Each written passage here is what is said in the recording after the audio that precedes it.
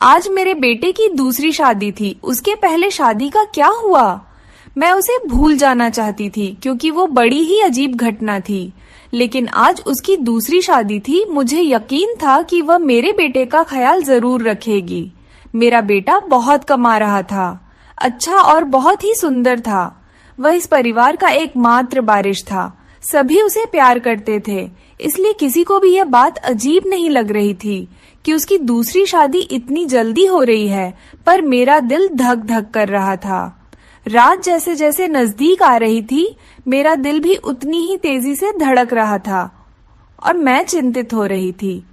मेरी बेटी को भी इस बात का पता था और वो भी मेरी ही तरह चिंतित थी। वह बोली कि अगर आज भी ऐसा ही हुआ तो फिर क्या होगा? मैंने कहा, अपने मुंह से कुछ अच्छा निकालो। मैं पहले से ही चिंतित हूँ। अब तो सभी मेहमान भी आ गए हैं। पिछली बार देश में एक महामारी के कारण इतने लोगों को आमंत्रित नहीं कर सके थे, लेकिन इस शादी में सभी रिश्तेदार बहुत उत्साह के साथ आए थे। इसलिए लोग पिछले शादी के बारे में ज्यादा नहीं जानते थे और यह भी नहीं जानते थे कि ऐसा क्या हुआ कि उन्हें फिर से शादी करनी पड़ी। मेरा बेटा भी खुश था, कोई समस्या नहीं थी, क्योंकि उसकी यह पत्नी पहली पत्नी से कहीं ज्यादा खूबसूरत थी और उम्र में भी छोटी थी, तो उसे तो खुश होना ही चाहिए था। सर्दी का मौसम था, ज्यादातर मेहमान घर में ठहरे हुए थे। समारोह बाहर हो रहा था, नाच गाना चल रहा था, लोग आपस में हंसी मजाक कर रहे थे। मैंने अपनी जेठानी से कहा, दुल्हन दूसरे शहर से आई है, बहुत थक गई होगी। मुझे लगता है उसे दूल्हे के कमरे में नहीं भेजना चाहिए। मेरी जेठानी ने कहा, तुम्हें क्या हो गया है? उनकी अभी अभी शादी हुई है और तुम हो कि उनकी रात खराब करना चाहती हो। मानती हूँ शादी ब्याह में थकावट हो ही जाती है, लेकिन नया खून है, कॉफी सॉफी पिला दो, फ्रेश हो जाएंगे और फिर सुबह रिसेप्शन भी तो है। मैं बोली, वो थक जाएगी बेचारी।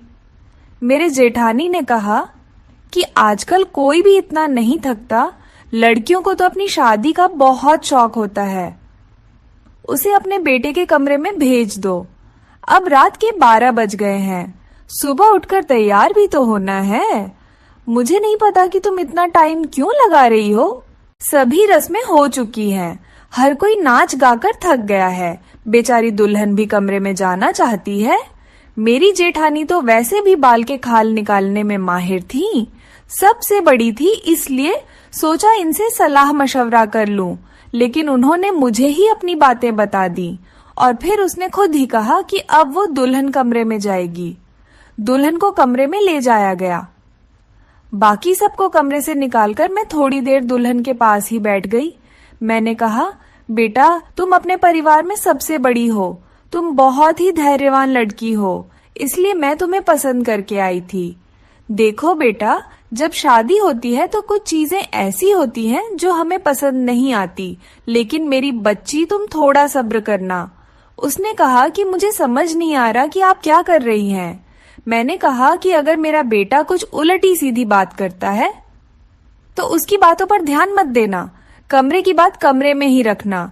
सुबह मुझे बता देना, मैं तुम्हारी प्रॉब्लम को सुलझाने की कोशिश करूंगी। मेरी बात सुनकर वह थोड़ा घबरा गई थी कि मैं किस विषय पर बात कर रही हूँ। वह थोड़ा घबराई हुई सी बोली। फिर उसने कहा, ठीक है, मैं पूरी कोशिश करूंगी। अब इस घर के इज्जत भी मेरी इज्जत है। मैं दुल्हन का हाथ थपथपाकर बाहर आ गई। सब अपने अपने बिस्तर पर सोने चले गए थे। घर में बहुत सन्नाटा था क्योंकि सब बहुत थक चुके थे, इसलिए सब सो चुके थे। जाड़े की रातें वैसे भी शांत होती हैं, लेकिन मैं सो नहीं पा रही थी। बहुत देर बाद आखिर मैं सोने चली गई, लेकिन मेरी आंखों में नींद नहीं आ रही थी और मेरी आंखें बार बार घड़ी की ओर ही देख रही थी। काश सुबह जल्दी हो जाती तो मेरी सारी चिंताएं खत्म हो जाती। लेकिन जैसे ही 2:30 बजे मैंने एक जोरदार चीख सुनी और उसके बाद ही मुझे पता चल गया कि अब क्या होने वाला है। उसके बाद बार बार चीखें शुरू हो गई। यह एक लड़की के चीखने की आवाज थी और वह लड़की कौन हो सकती है, मैं अच्छी तरह जानती थी। सभी मेहमान भी धीरे धीरे उठने लगे थे। अचानक मेरे बेटे के कमरे का दरवाजा खुला और मेरी बहू पागलों की तरह चीखते हुई बाहर भागी। उसे पता ही नहीं चला कि उसके पास तो दुपट्टा भी नहीं है। अस्त व्यस्त कपड़ों में बाहर भागती हुई आई थी। वह घर से बाहर भाग जाना चाहती थी। जब कुछ औरतों ने उसे पकड़ लिया और कहा, बेटा क्या हो गया? अंदर क्या अनन, अपने आप को संभालो। सब उसको संभालने लगी, लेकिन वो बेहोश हो गई थी। जब कोई बेहोश होता है तो उस पर पानी के छींटे वगैरह मारे जाते हैं, लेकिन मेरी बहू तो पानी के छींटे मारने पर भी होश में नहीं आ रही थी। उसका पूरा शरीर ठंडा पड़ गया था। उसे फौरन अस्पताल ले जाया गया। मैं उसे अस्पताल ले जाना नहीं चाहती थी, क्योंकि फिर से वही तमाशा बन जाता, लेकिन और कोई चारा भी नहीं था। बेचारी बच्ची किसी भी तरह होश में नहीं आ रही थी। उसके माँ बाप को भी बुला लिया। उन्होंने भी एक दूसरे के कानों में बातें करनी शुरू कर दी। पता नहीं हमारी बेटी को क्या हो गया है, पता नहीं उसके साथ क्या सलूक किया है। वह सब लोग मुझे अजीब सी नजरों से देख रहे थे। सवाल ही सवाल थे हर तरफ, और मैं बेचारी परेशान सी हॉस्पिटल में घूम रही थी। मैंने घर आकर अपने बेटे से पूछना चाहा कि अब उसने क्या किया है, तो वह कमरे में ही नहीं था। उसका फोन भी बंद था। कमरे की हालत तो बिल्कुल नॉर्मल थी। कोई भी ऐसी हरकत नहीं लग रही थी कि जैसे कोई चीजें टूटी होती या उसने अपने वीवी पर हाथ उठाया होता। लोगों के सवालों से बचने के लिए शायद मेरा बेटा अरविंद कहीं चला गया था। फिलहाल तो मुझे बहू की फिक्र थी। मैं अस्पताल वापस आ गई। 2-3 घंटे में अस्पताल वालों ने मेरी बहू को छुट्टी दे दी। मेरी बहू हमारे घर नहीं आना चाहती थी। वह बहुत ज्यादा घबराई हुई थी, लेकिन उसके माँ ने उसे समझाया कि तुम्हारी ससुराल ही चलते हैं, नहीं तो लोगों को मैं क्या जवाब दूंगी। लोग तरह तरह की बातें बनाएंगे। मैंने भी अपनी बहू को समझाया कि बेटा सुबह मुंह दिखाई की रस्म पूरी हो जाए, फिर अपनी माँ के घर चले जाना, मैं तुम्हें नहीं रोकूंगी। मेरी बात सुनकर मेरी बहू गुस्से में आ गई और बोली, भाड़ में गई आपकी रस्में, मैं आपके घर में एक पल के लिए भी नहीं रुकूंगी। मैं अपने घर जाऊंगी, और मुझे अपने घर जाने से ना कोई समाज रोक सकता है, ना कोई कानून। मैं एक पढ़ी लिखी लड़की हूँ और मुझे अपनी जिंदगी अपने तरीके से जीने का हक है। मुझे आपके बेटे के साथ एक पल भी नहीं रहना। मेरी बहू ने अपना फैसला सुना दिया था। मैं चुपचाप आंखों में आंसू लिए उसे देखती रही। ये तो पहले भी हो चुका था, जब अरविंद की पहली शादी हुई थी। मेरी पहले बहू के साथ भी वही हुआ था। वो मेरी पसंदीदा लड़की थी, वो मेरी बेटी की दोस्त थी और वह उसे बहुत पसंद करती थी। वह उसे बहुत खुशी के साथ घर लेकर आई थी। इन लोगों ने हमारा बहुत सहयोग किया था। वो एक अमीर पिता की बेटी थी। वो बहुत अच्छी लड़की थी। मुझे भी उसका घर आना अच्छा लगता था। कुछ ही दिनों में मैंने महसूस किया था कि जैसे वो अरविंद को पसंद करने लगी है, और शायद इसीलिए रिश्ता भी भेजा गया था। लेकिन शादी के बाद उसके साथ भी ऐसा ही हुआ था। शादी के पहली रात वो भी चिल्लाते हुए कमरे से बाहर भागी थी, और उसके बाद मेरे बेटे की शक्ल देखने से भी मना कर दिया था। सबने उसे बहुत समझाया कि बेटा अपनी जिंदगी के बारे में तो सोचो, लेकिन उसने कहा कि मेरी जिंदगी तो बर्बाद हो गई है। और अब इस लड़की को भी समझाया जा रहा था, लेकिन वह भी कह रही थी, अगर मैंने नहीं रहना तो मैं नहीं रहूंगी आपके बेटे के साथ। मेरा बेटा भी कोई जवाब नहीं दे रहा था। पता नहीं कहाँ चला गया था। लड़की का बाप बार बार कह रहा था कि उस व्यक्ति को बुलाओ, हम उससे पूछें कि उसे हमारी बेटी के साथ क्या किया है। अरविंद घर आ चुका था। सब उस पर सवालों की बौछार कर रहे थे, लेकिन उसने एक चुप साध ली थी, कुछ भी नहीं बोल रहा था। थक हार कर सब खामोश हो गए। लड़की के माँ बाप भी अरविंद को भला बुरा और धमकाकर चले गए। वह अपनी बेटी को भी साथ ले गए। अच्छा खासा तमाशा हो गया था। सब मेहमानों के सामने हमारी नाक कट गई थी। लड़की के माँ बाप ने हमारी बेइज्जती करने में कोई कसर नहीं छोड़ी थी, लेकिन अरविंद अपने मुंह से एक शब्द भी नहीं बोल रहा था। अरविंद के पिता तो पहले ही इस दुनिया से जा चुके थे। सारी बेइज्जती मुझे अकेले ही सहनी पड़ी। घर में जमा लोगों ने भी हमें अच्छी खासी बातें सुना डाली थी। लड़के की माँ तो काबू में ही नहीं आ रही थी। वह बहुत चीख चीख कर मुझे भला बुरा कह रही थी, लेकिन उसमें उस बेचारी की क्या गलती थी। आखिर उसकी बेटी की जिंदगी तबाह हो गई थी। आज खुद को बहुत अकेला महसूस कर रही थी मैं। काश अरविंद के पिता होते तो इतनी जल्दी हिम्मत ना हारती। लोगों के तानों को मैं अकेली ही सुनती रही। अरविंद बड़ा था। अरविंद से छोटी ही मेरी एक बेटी थी जो कॉलेज में पढ़ती थी। सब लोग आपस में कानाफूसी कर रहे थे। अरविंद को लेकर तरह तरह की कहानियां बनाई जा रही थीं। कोई कह रहा था पता नहीं शायद अरविंद पागल है, तो कोई कह रहा था लगता है अरविंद दिमागी मरीज है, तो कोई कह रहा था पता नहीं उसने नई दुल्हन के साथ ऐसा क्या किया कि वह इतना ज्यादा डर गई, जितनी मुंह उतनी बातें थीं। लेकिन मेरे पास इन सब का कोई जवाब नहीं था। जब लोगों को असल वजह पता न हो तो वह खुद ही कहानियां बना लेते हैं, और खुद की बनाई हुई उल्टी सीधी कहानियां सच से कहीं ज्यादा खतरनाक होती हैं। लेकिन समस्या तो ये थी कि सच तो मुझे भी नहीं पता था कि ऐसा क्या था कि सुहागरात को ही मेरी बहुएं मेरे बेटे के कमरे से चीखते हुई भागती थी। उस लड़की ने भी तो मुझे कुछ नहीं बताया था। मैंने खुद ही अपने मन में सोचा, हो सकता है उसने अपने माँ बाप को कुछ बताया हो। सच जानने के लिए मैंने उनके घर फोन कर दिया। भले ही वो हमसे रिश्ता खत्म कर गए थे, लेकिन इंसानियत के नाते ही मैंने उसका हाल चाल लेने के लिए फोन किया। फोन लड़की की माँ ने उठाया था। मैंने पूछा, अब कैसी तबीयत है आपकी बेटी की? मेरी आवाज सुनते ही वो भड़क गई थी और बोली थी, मेरी बेटी अब तक ठीक नहीं हुई है। खबरदार जो आगे से आपने फोन किया। ये सब सुनकर मैं बहुत ज्यादा परेशान हो गई थी। मेरी पहली बहू के साथ भी ऐसा ही हुआ था। मेरी बेटी ने बताया था कि वो कम से कम 6-7 महीने तक बीमार रही थी। आखिर क्या प्रॉब्लम थी मेरे बेटे को? मुझे कुछ भी समझ नहीं आ रहा था। क्या कमी थी कि उसकी पत्नियां उससे डरकर भाग जाती थीं?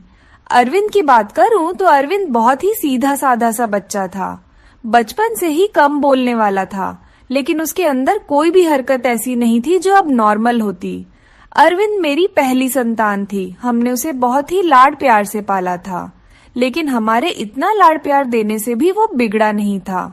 हाँ, उसे अपनी सुंदरता पर घमंड जरूर था। वह कहता, मेरी खूबसूरती और स्मार्टनेस के आगे सब पानी भरते हैं। उसको पहनने ओढ़ने का बहुत शौक था। अच्छी अच्छी ब्रांडेड चीजें पहनता, पढ़ाई में भी अच्छा था, नौकरी भी टाइम से मिली थी। अपनी बहन के लिए भी एक जिम्मेदार भाई था। अपनी बहन श्रुति को कॉलेज लेकर जाता और वापस लेकर घर आता। घर में खर्च के लिए पैसे भी देता। कभी मुझसे ऊंची आवाज में बात नहीं करता। उसके दोस्त भी कोई ऐसे नहीं थे जो मैं कहती कि गलत संगत में पड़ गया है। कोई नशा वगैरह भी नहीं करता था। बस उसके कुछ गिने चुने ही दोस्त थे। एक सबसे अच्छा दोस्त था जो बाहर विदेश में रहता था। कभी कभी उसे फोन पर बात भी होती थी। मुझसे भी अपने दोस्त की बात करवाता था। कभी कभी वो अपने मुंह से कहता, मम्मी क्यों ना हम श्रुति की शादी इसी से कर दे, बहुत ही अच्छा लड़का है। कुल मिलाकर सब कुछ नॉर्मल ही था, लेकिन ये जो 2 बार हुआ ये बिल्कुल भी नॉर्मल नहीं था। पता नहीं मेरे बेटे में क्या कमी थी। ऐसा क्या करता था अपनी पत्नियों के साथ कि वो भाग जाती थी। दिन धीरे धीरे आगे सरकते गए। अरविंद थोड़ा नॉर्मल हो चुका था। अब घर में थोड़ी बहुत तो बात भी करने लगा था।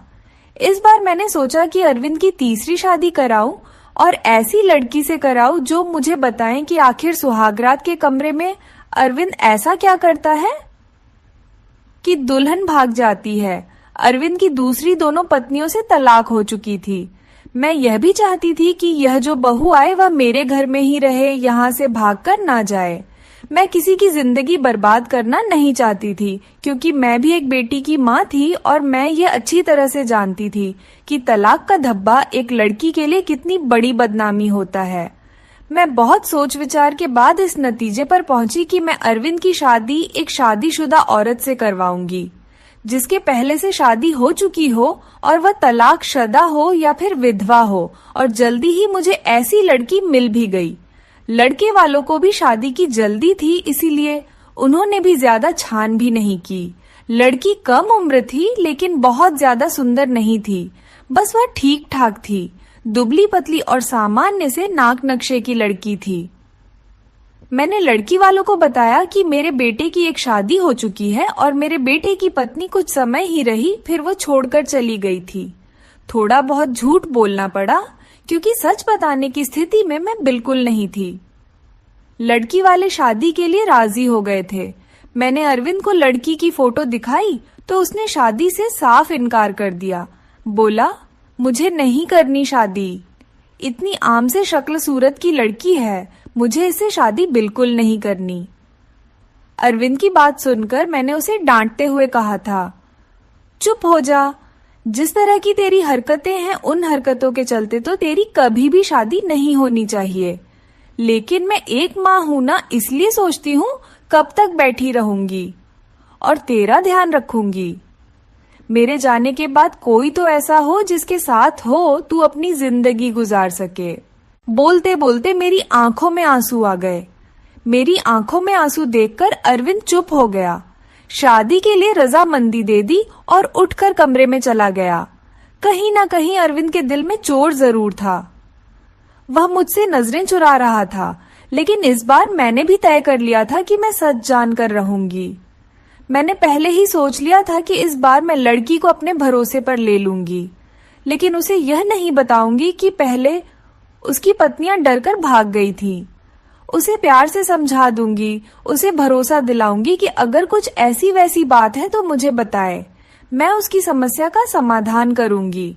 पर इस बार शादी का प्लान बहुत ही सादगी से करने का था और फिर मैंने बहुत ही सादगी से अरविंद की शादी कर दी। लड़की का नाम रश्मि था, बहुत ही प्यारी बच्ची थी। मेरी बेटी ने मना भी किया था कि मम्मी रहने दें, भाई को भाई के हाल पर छोड़ दें, लेकिन मैंने उसे समझाया था कि बेटा, हो सकता है तेरे भाई के साथ कुछ मसला हो जिसे सुलझाना हमारा फर्ज है। खैर, शादी निपट गई। इस बार मैंने ज्यादा मेहमानों को नहीं बुलाया था। घर में कुछ ही मेहमान थे जो कि मेरे रिश्तेदार नहीं बल्कि मेरे कुछ जानने वाले थे। मेरी कुछ सहेलियां वगैरह थे और उनके परिवार वाले थे। रश्मि को मैं अरविंद के कमरे में ले गई। उसे बेड पर बिठाते हुए मैंने रश्मि का हाथ अपने हाथों में लिया और उसे हल्के से दबाते हुए बोली, रश्मि बेटा, तुमसे बहुत ही जरूरी बात करनी है, बहुत ही ध्यान से मेरी बात सुनो। रश्मि आश्चर्य से मुझे देखने लगी कि भला ऐसी कौन सी जरूरी बात है जो अभी करनी है। मैंने रश्मि को समझाते हुए कहा, बेटा, अरविंद इस शादी के लिए राजी नहीं था। बहुत ही मुश्किल से मैंने उसे शादी के लिए तैयार किया है। हो सकता है मेरा बेटा कुछ अजीबोगरीब हरकतें करे, हो सकता है तुम्हें डराने की कोशिश करे जिससे कि तुम उसे छोड़कर भाग जाओ, लेकिन बेटा तुम्हें डरना नहीं है। जो भी हो तुम्हें सब कुछ मुझे बता देना है। बस तुम्हें उसके डराने धमकाने में या उसकी बातों में आने की जरूरत नहीं है। रश्मि ने मेरी बातों को सुनकर हाँ में से हिला दिया था। मैं थोड़ी संतुष्ट हुई थी और रश्मि को आराम करने का बोलकर बाहर आ गई। मैं अपने कमरे में नहीं गई, बहरहाल मैं बाहर सोफे पर ही लेट गई। श्रुति को मैंने उसके कमरे में भेज दिया कि तुम जाओ, सो जाओ, बहुत रात हो चुकी है।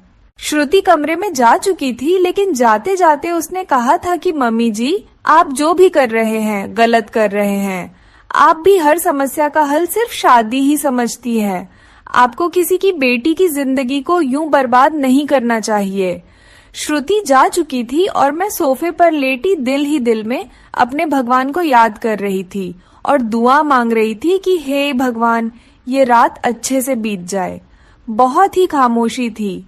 ऐसा लग रहा था जैसे तूफान से आने के पहले की खामोशी हो। घड़ी की टिक टिक भी मेरे सर पर हथौड़े की तरह लग रही थी। मैं अपने भगवान को मनाने में लगी हुई थी कि तभी वही हुआ जिसका मुझे डर था। रश्मि चीखते हुए बाहर आई थी और पागलों की तरह घर के बाहर भाग जाना चाहती थी। मैंने जैसे तैसे करके उसे बाहर गेट के अंदर लिया था। मैंने उसे जैसे तैसे समझाकर थोड़ा शांत किया था। वह कुछ बोलने की स्थिति में नहीं थी। जब थोड़ा शांत हुई तो बदहवासी में बोली कि आपको अपने बेटे की पहले मेडिकल जांच करानी चाहिए थी। अगर आप ऐसा करा लेती तो आपको और मुझे यह दिन देखना नहीं पड़ता। रश्मि तो बहुत ही समझदार थी, उसके पास तो कोई दूसरा ऑप्शन भी नहीं था। वह तो हर हाल में इस शादी को निभाने की सोचती, लेकिन रश्मि ने भी इस रिश्ते को नहीं निभाया और वह अरविंद को छोड़कर चली गई। दूसरे दिन रश्मि के घर से फोन आया कि अपने बेटे से कहकर हमारी बेटी को तलाक दिलवा दो, नहीं तो हम यह काम अदालत से भी कर सकते हैं। मैं सदमे की हालत में फोन पकड़े वहीं सोफे पर बैठ गई, यानी कि अब अरविंद को कोई मजबूरी में भी अपनाने के लिए तैयार नहीं था। पहले मैं जो बहुएं लाई थी वह अमीर घराने की और सुंदर पढ़ी लिखी थी, लेकिन रश्मि तो विधवा थी, गरीब घराने की थी और बहुत ज्यादा सुंदर भी नहीं थी। रश्मि को मैंने पहले ही सब कुछ समझा भी दिया था और तब भी वह इतना ज्यादा बदहवास हो गई थी। आखिर ऐसी क्या कमी थी मेरे बेटे में? हम जो जेवरात दुल्हन को देते थे, दुल्हन के घर वाले शादी के दूसरे ही दिन वापस कर देते थे। मैं तो दहेज भी नहीं लेती थी। फिर आखिर ऐसा क्या था कि ऐसे खूबसूरत पढ़े लिखे और अमीर लड़के को छोड़कर भी लड़कियां भाग जाती थी? मेरा दिमाग सोच सोच कर फटा जा रहा था। कैसे पता लगाऊं कि आखिर बात क्या है? अरविंद भी अपने मुंह से कुछ कहने को तैयार नहीं था। जब भी इस बारे में कुछ बात करने की कोशिश करती तो उठकर बाहर चला जाता, मुझे बात करने का मौका ही नहीं देता। लेकिन अब मैं हर वक्त अब अरविंद पर नजर रखने लगी थी, उसकी एक एक हरकत पर ध्यान देती। शायद कुछ तो ऐसा सबूत मिले जिससे मैं सुराग लगा सकूं, सच जान सकूं कि आखिर सच्चाई क्या है। लेकिन उसके हाव भाव से कभी ऐसा लगा ही नहीं कि उसमें कुछ एबनॉर्मल भी है। एकदम नॉर्मल लड़कों की तरह था, जैसे और लड़के होते हैं। मुझे कोई भी रास्ता दिखाई नहीं दे रहा था। एक दिन तंग आकर मैंने अरविंद के दोस्त को फोन लगाया। उसी विदेश में रहने वाले दोस्त को मैंने पूछा, नितिन, तुम तो अरविंद के इकलौते दोस्त हो जिससे अरविंद अपने दिल की सारी बातें करता है। मुझे अरविंद के बारे में सब कुछ बताओ, उसने अपने जीवन के बारे में तुम्हें जरूर कुछ ना कुछ बताया होगा। लेकिन यह सुनकर तो मैं हैरान हो गई कि उसने अपने दोस्त को अपने बारे में कुछ भी नहीं बताया था।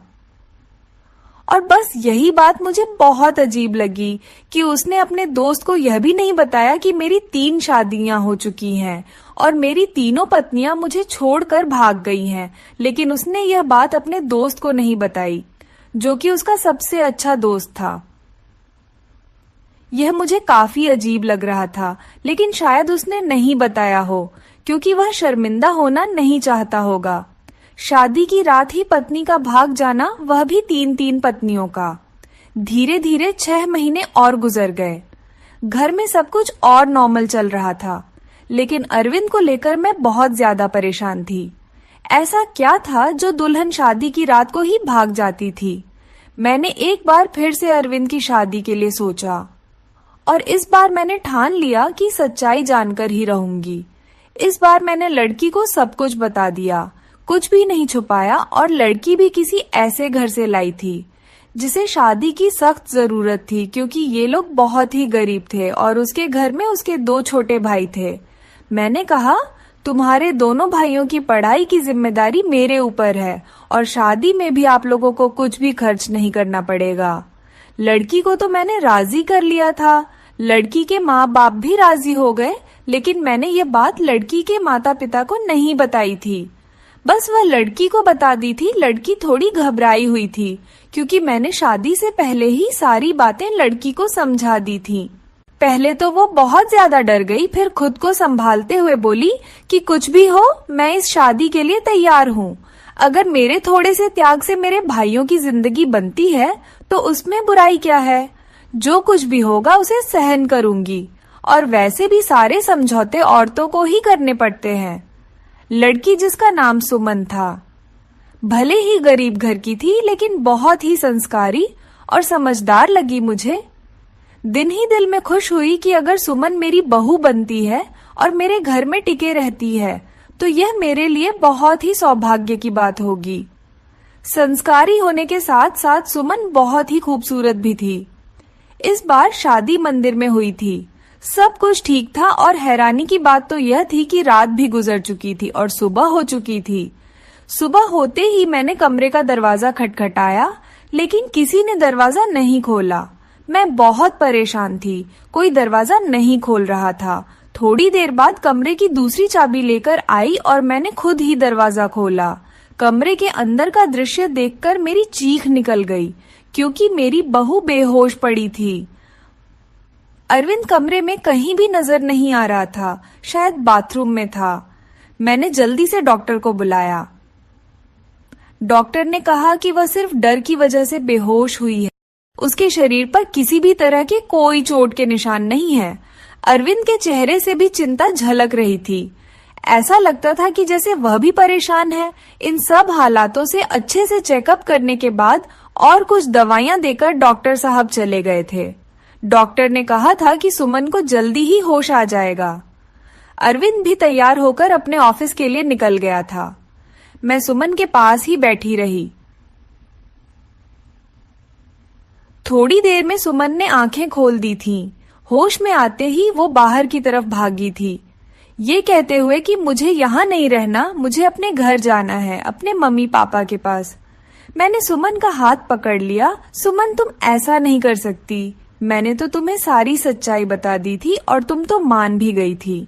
फिर तुम अब ऐसा क्यों कह रही हो? लेकिन सुमन मेरी कुछ भी सुनने को तैयार नहीं थी। रोते हुए बोली, आंटी जी मुझे माफ कर दो, मैं मजबूर हूँ, मैं यहाँ नहीं रह सकती। आप बेफिक्र रहे, मैं अपने मम्मी पापा को कुछ नहीं बताऊंगी, सब कुछ हैंडल कर लूंगी। बस आप मुझे इस घर में रहने को ना कहे। लेकिन सुमन, मुझे बताओ तो सही, आखिर ऐसा क्या हुआ था? मैं सच जानना चाहती हूँ। सुमन, तुमने मुझसे वादा किया था कि तुम अरविंद की सच्चाई मुझे जरूर बताऊंगी। आंटी, अरविंद के बारे में मैं कुछ नहीं बता सकती। अगर मैंने अरविंद के बारे में बोला तो वह मुझे जान से मार देगा। मुझे अपनी जान की परवाह नहीं है, लेकिन अरविंद मेरे भाइयों को भी नहीं छोड़ेगा। प्लीज मुझे जाने दें। उसकी आंखों में विनती के ऐसे करूण भाव थे कि मैं उसे रोक न सकी। सुमन चली गई थी। मैं इंतजार कर रही थी कि अब वो कुछ ही देर में सुमन के माँ बाप का फोन आने वाला है, लेकिन ऐसा कुछ भी नहीं हुआ। शायद सुमन ने अपने माता पिता को कुछ नहीं बताया था।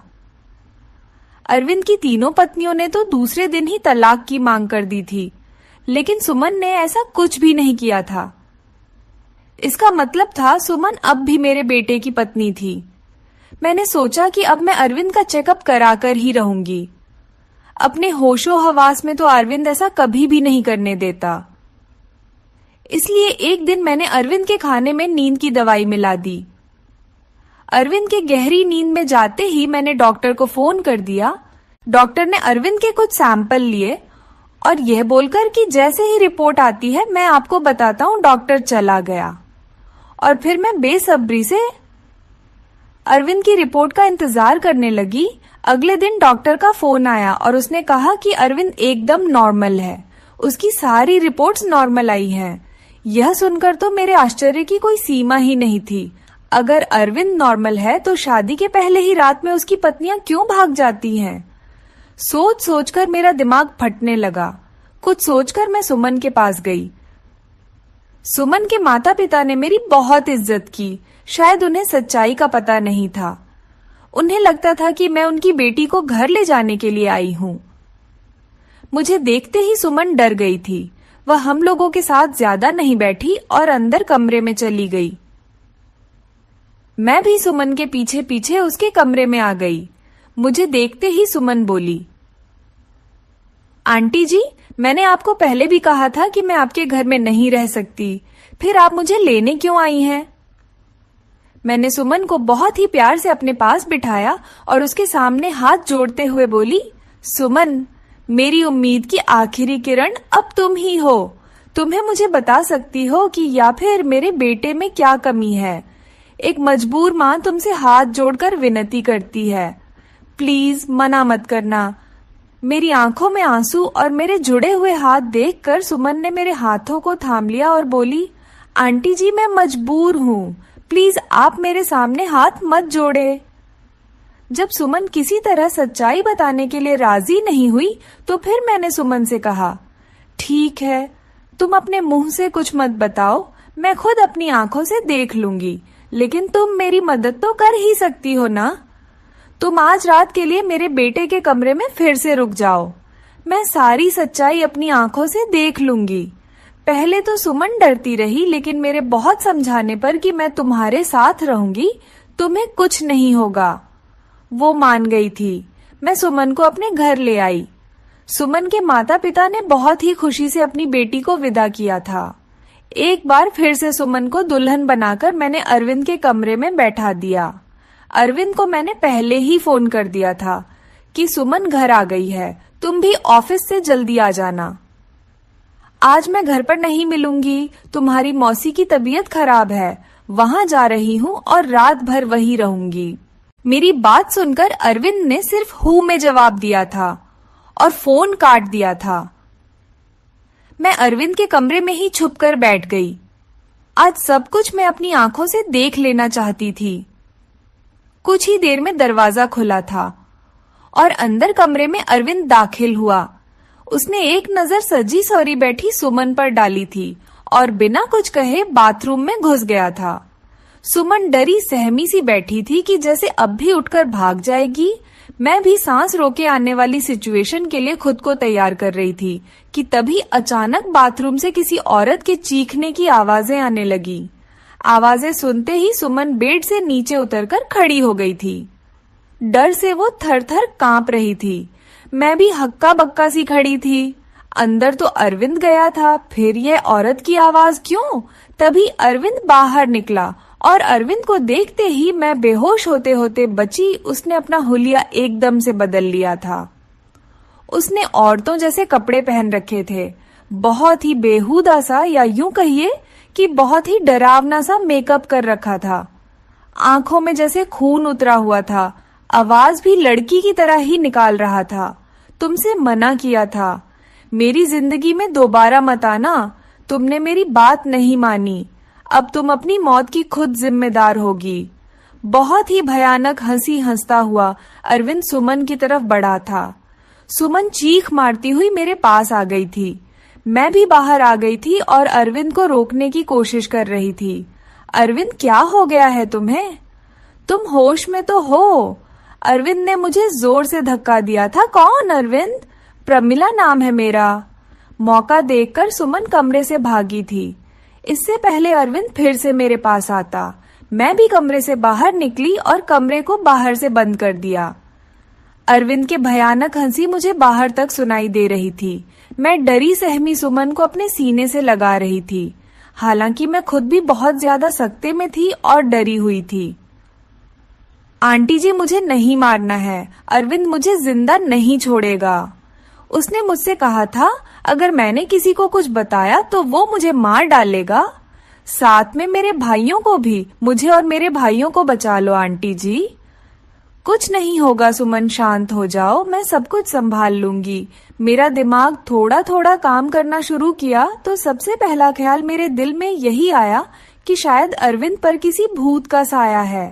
सुमन को मैंने अपने रूम में ही सुला लिया था। सुबह उठते ही सबसे पहले मैंने अपने फैमिली डॉक्टर को फोन किया था। 8 बजे डॉक्टर हमारे घर पर थे। मैंने उन्हें सारे हालात से अवगत कराया। साथ ही मैंने डॉक्टर से यह भी कहा कि मुझे लगता है अरविंद पर किसी भूत का साया है।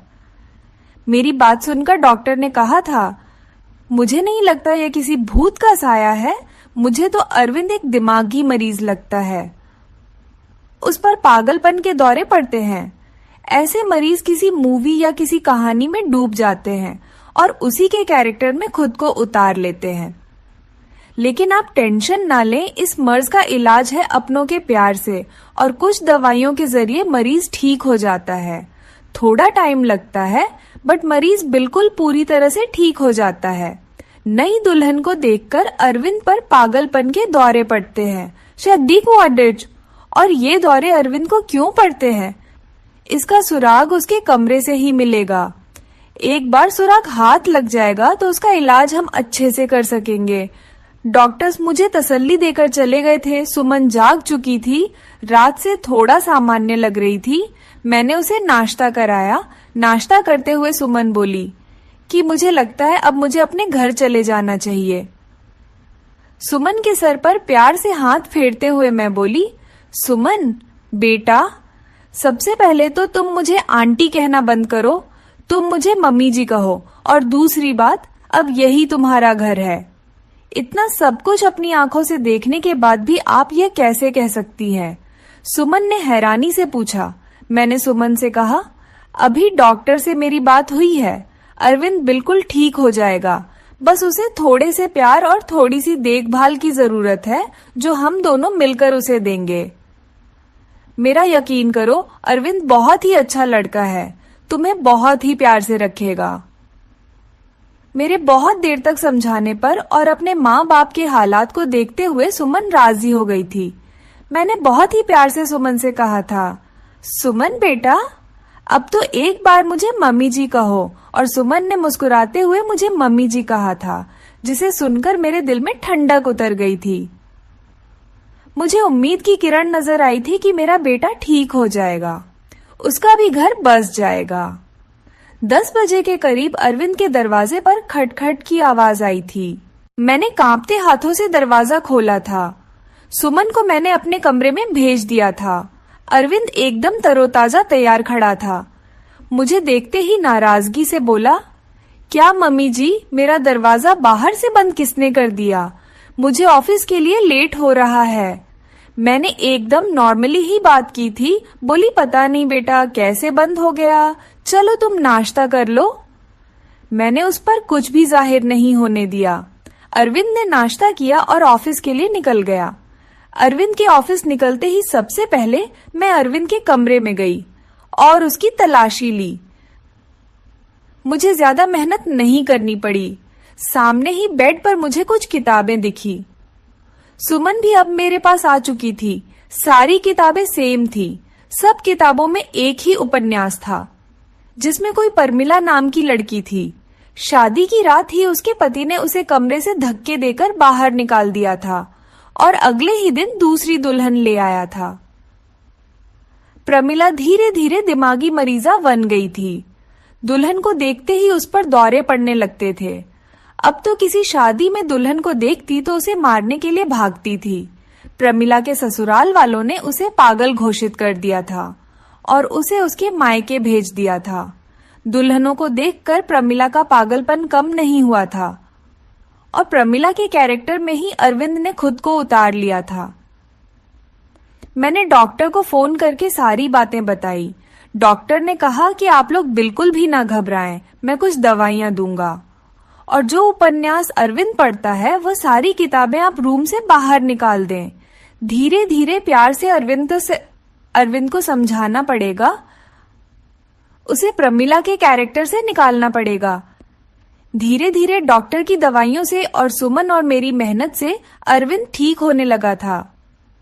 सुमन अरविंद के सामने सिंपल सी रहती थी, कोई भी बनाव श्रृंगार नहीं करती थी। अरविंद के व्यवहार में बहुत बदलाव आने लगा था। उसकी आंखों में अब मैंने सुमन के लिए प्यार देखा था। सुमन कहीं भी जाती अरविंद की निगाहें उसका पीछा करती थीं। अरविंद का इलाज चलते आज 3 महीने हो चुके थे। सुमन ने जैसे मेहनत और लगन से मेरा साथ दिया था, उसकी मैं कायल हो गई थी। कोई बहुत ही अच्छे कर्म किए होंगे जो मुझे सुमन जैसी बहू मिली। सुमन अब भी मेरे साथ मेरे कमरे में ही सोती थी, लेकिन आज मैंने सोच लिया था कि सब कुछ फाइनल हो जाना चाहिए। मुझे पूरा विश्वास है कि अब अरविंद बिल्कुल ठीक हो चुका है। मैंने सुमन से कहा कि सुमन, आज तुम्हें आखिरी कदम और उठाना पड़ेगा। इसके बाद तुम्हारी जिंदगी में खुशियां ही खुशियां होंगी। सुमन नासमझी से मेरी तरफ देखने लगी। फिर मैंने उसे समझाया कि सुमन, आज तुम्हें दुल्हन बनकर अरविंद के कमरे में बैठना होगा। मेरी बात सुनकर सुमन डर गई थी, लेकिन फिर जल्दी ही संभल भी गई। शायद उसे भी यकीन था कि अरविंद अब ठीक हो चुका है। वह भी अरविंद की प्यार भरे नजरों को समझ चुकी थी। सुमन, तुम्हें डरने की कोई जरूरत नहीं। तुम दरवाजा खुला रखना। दरवाजे के बाहर ही मैं खड़ी रहूंगी जब तक कि तुम दोनों के बीच में सब कुछ ठीक नहीं हो जाता। जैसे ही तुम्हें कुछ गलत लगे तो फौरन बाहर भगा आना। रात को अरविंद के आने से पहले ही मैंने सुमन को दुल्हन की तरह सजाया। अरविंद के बेड को भी बहुत ही खूबसूरती से सजाया था मैंने। अरविंद के आने का टाइम हो गया था। मैंने सुमन को सजे सजाए बेड पर बिठा दिया और बाहर आ गई। थोड़ी देर में अरविंद भी आ चुका था। खाना खाते हुए अरविंद की निगाहें इधर उधर कुछ ढूंढ रही थीं। मैं समझ गई थी कि अरविंद किसे ढूंढ रहा है, लेकिन मैं अनजान बनी रही। कुछ देर में अरविंद खुद ही बोला, मम्मी, सुमन कहीं दिखाई नहीं दे रही, क्या कहीं गई हुई है? मेरे बोलने से पहले ही श्रुति बोल पड़ी, मैया, भाभी तो आपके ही।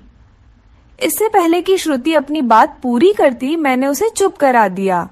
मैंने मुस्कुराते हुए कहा, अरविंद, तुम पहले खाना खत्म करो, उसके बाद अपने कमरे में जाओ तो तुम्हें अपने सवाल का जवाब मिल जाएगा।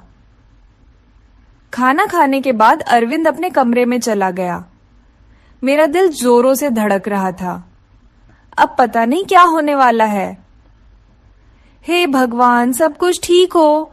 मैं भी अरविंद के पीछे पीछे चली और बाहर गेट पर ही रुक गई।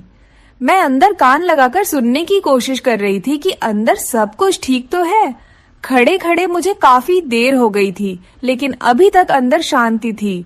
और फिर कुछ ही देर में मुझे सुमन और अरविंद की सरगोशियां सुनाई देने लगी, लेकिन प्यार में डूबी हुई सरगोशियां। मैं मुस्कुरा दी। मेरे अंदर तक को सुकून उतर गया। मैंने मन ही मन भगवान को धन्यवाद दिया और अपने कमरे में आ गई और सुकून से लेट गई।